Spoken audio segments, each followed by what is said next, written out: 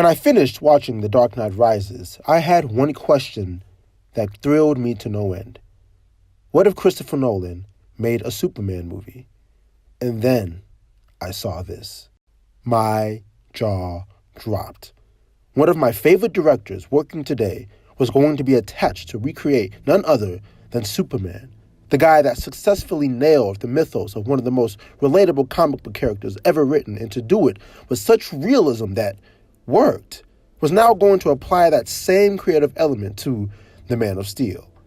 I was excited and more or less curious about how this could go, because the development of Superman's character is hard to pin down, let alone adding realism to what is essentially a being from outer space can be very difficult.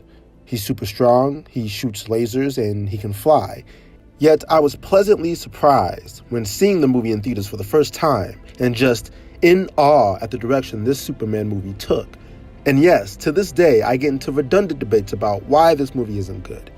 Yet I have to disagree because, regardless of how we may feel about Zack Snyder, his version of Man of Steel is by far, in my opinion, the best Superman movie we have. First of all, the costume is awesome. I don't know about you, but I couldn't fathom seeing a rebooted Superman still rocking the red underwear. It's too corny, and I think these days we're sort of over that design. Like, Superman is badass, not a man-child. Also, Henry Cavill is perfect as Superman. Now, I love me some Christopher Reeves, but come on, give the guy some credit. He bodied that role as Kal-El. He even has a little hair dangle in front of his forehead. He's in better shape than Reeves ever was. Like, they could have easily just gave him a muscle shirt and fooled us into thinking Cavill was built, but he actually wanted to go to the gym and fill out the spandex, so the audience knew it was real. Snyder even said that he shot this scene on purpose, just so we could see Cavill actually had muscles. You can't deny the dedication of these guys. The score is beyond epic. Like, no matter how many people trash this movie, I notice they always want to include samples of the music to their own gym playlist or their own YouTube videos. And y'all ain't slick. I mean, for people who hate Man of Steel, y'all are really giving this soundtrack's replay value a run for its money. And they should. I mean, the music is great. Now, I love the Christopher Reeves version. It's without a doubt a classic representation of his comic book counterpart. The personality, the costume. For that time, Reeves was just perfect. I mean, come on, look at that face.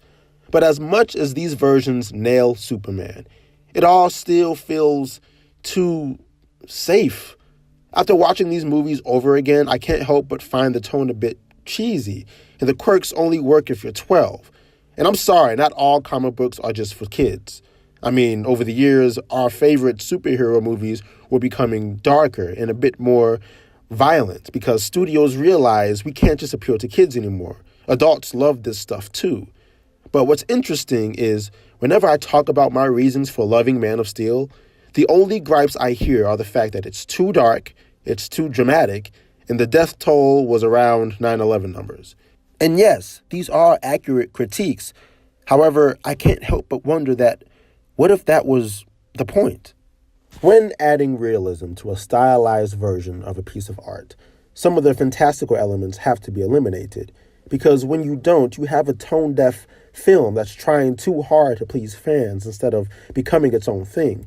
And that's why I love this film so much, because it doesn't hold back at taking risks and trying to do something unique, placing Superman in an ultra-realistic world. This film, at best, tried to be a character piece about Clark Kent so that we as the audience can still relate to him the way we can all relate to Batman. And yes, even with all the powers, to not find something in Superman that we can somehow find in ourselves, well, that's just sacrilegious. Similarly, the way Nolan's Batman trilogy was more about Bruce Wayne and less about Batman. What the film does well is flesh out the humanizing elements of Clark's character, and most agree with me that the best parts of the movie are the flashbacks. The classroom scene is personally my favorites because before this film, I never thought about what it could be like to develop superpowers and have no control of them at a young age. And what we see is a boy scared shitless out of his mind. And by just looking at his face, you can tell that he doesn't enjoy this at all. And I think that's a major theme for this film, finding the balance between who you are in who you want to be. Clark Kent is by nature an extraterrestrial with godlike powers who is sent to Earth and pretends to be human. But fundamentally, we view him as a hero. This sheds light on so many things about what truly makes Superman Superman.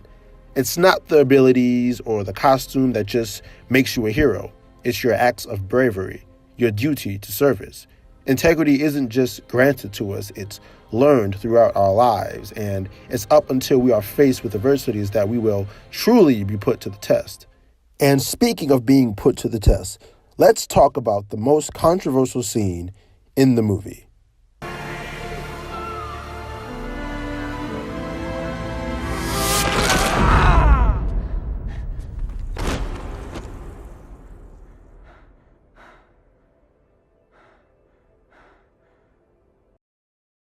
This scene is not only fascinating, but important to Superman's character, because in this scene, it illustrates truly who Superman chose to be, the savior of man, the hero we don't deserve, and it does it in such a real way that it resonates with our human spirit.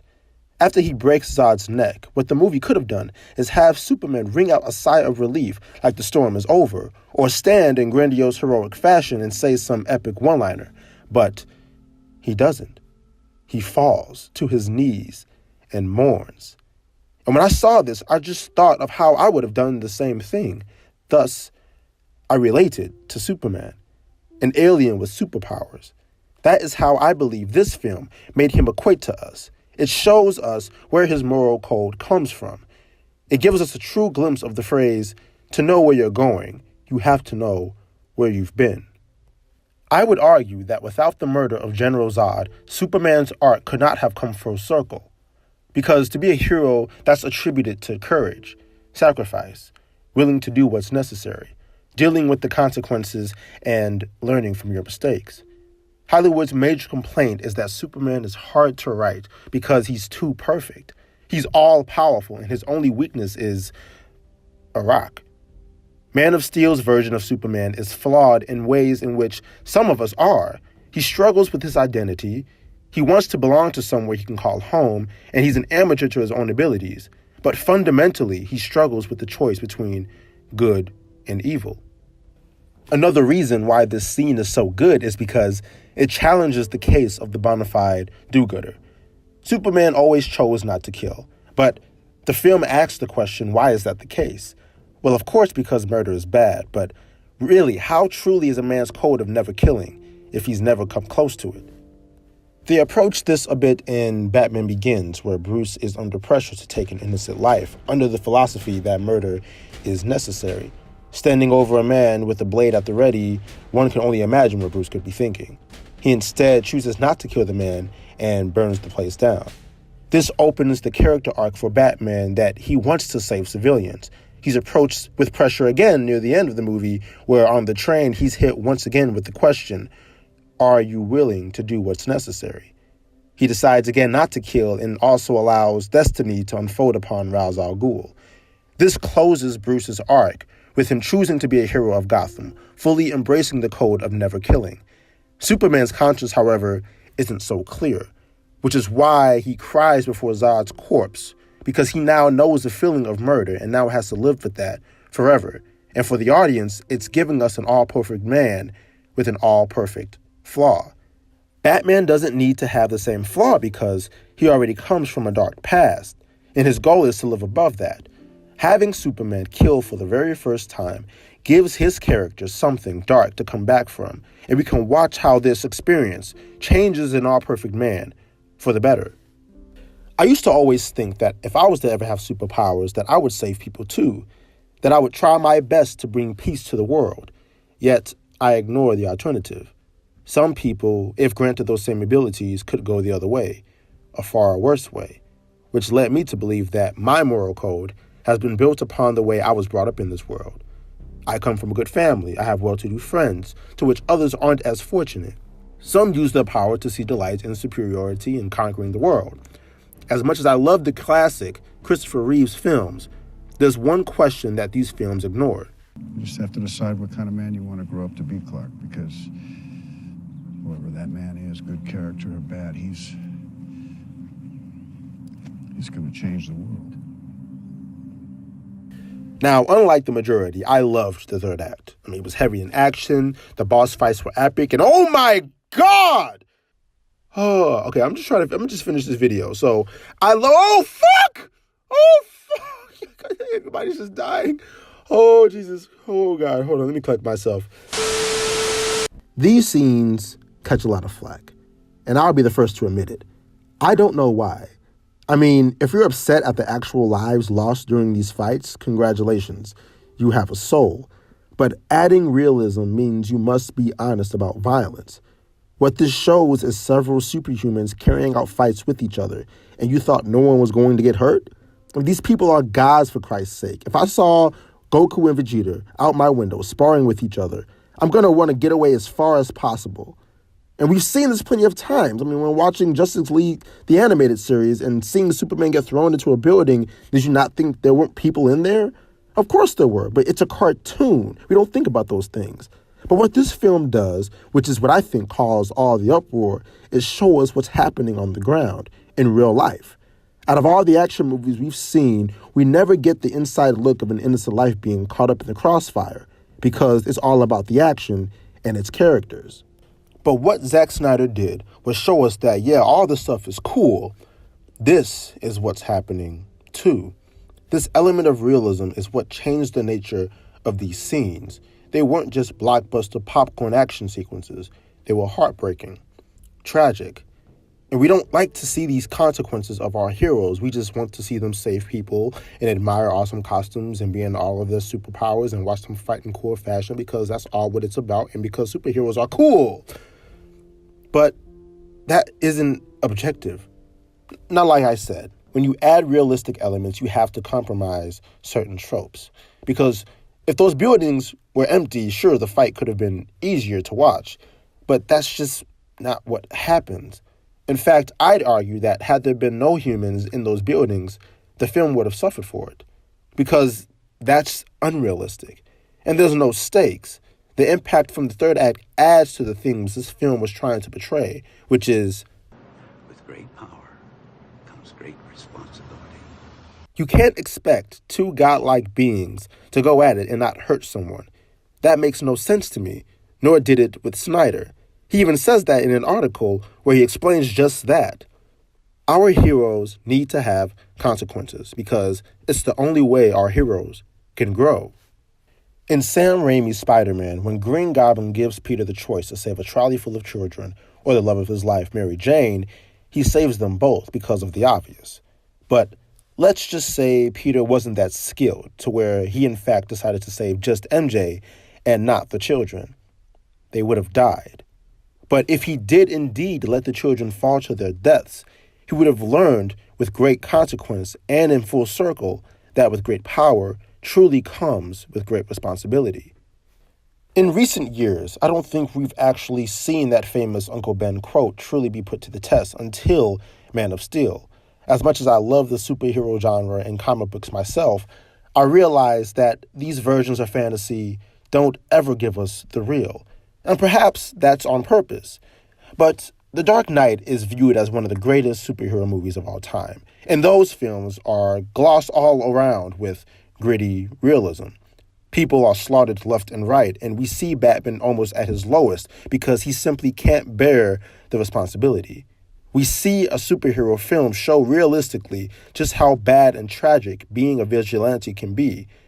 Also, not to mention the allegories of how there's evil in all of us, and if pushed far enough, you'll become just that. That is heavy stuff.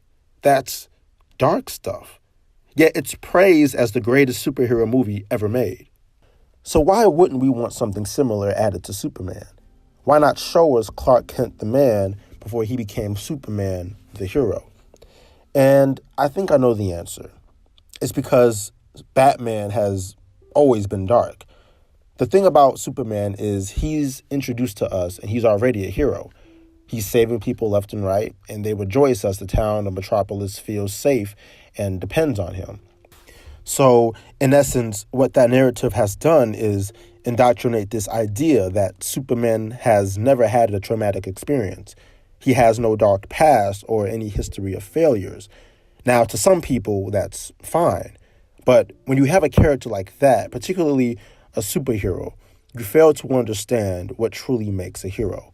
To understand the what, you have to understand the why. And in Zack Snyder's defense, I believe he really tried to tackle that very thing. Why does he want to be a hero in the first place? Because he's all powerful. He can literally do whatever he wants, yet chooses to be protector of the earth. Superman, by nature of what we know, is a person that always tries to share his philosophies about being good, and that just doesn't come out of thin air. He must have had failures, experienced trauma in some capacity, loss. These have had to have been built up in Superman to think this way. He does, and yet we never see it. Reasons why Batman is so relatable is because we've seen his dark past before his transition to become Batman. So we wouldn't have a problem watching him unfold into dark territory. Superman has never had that. And I think Man of Steel tries to give him the same journey because not only does he need that, we deserve to know. My biggest gripe about this franchise is that we never got a true sequel to this Superman.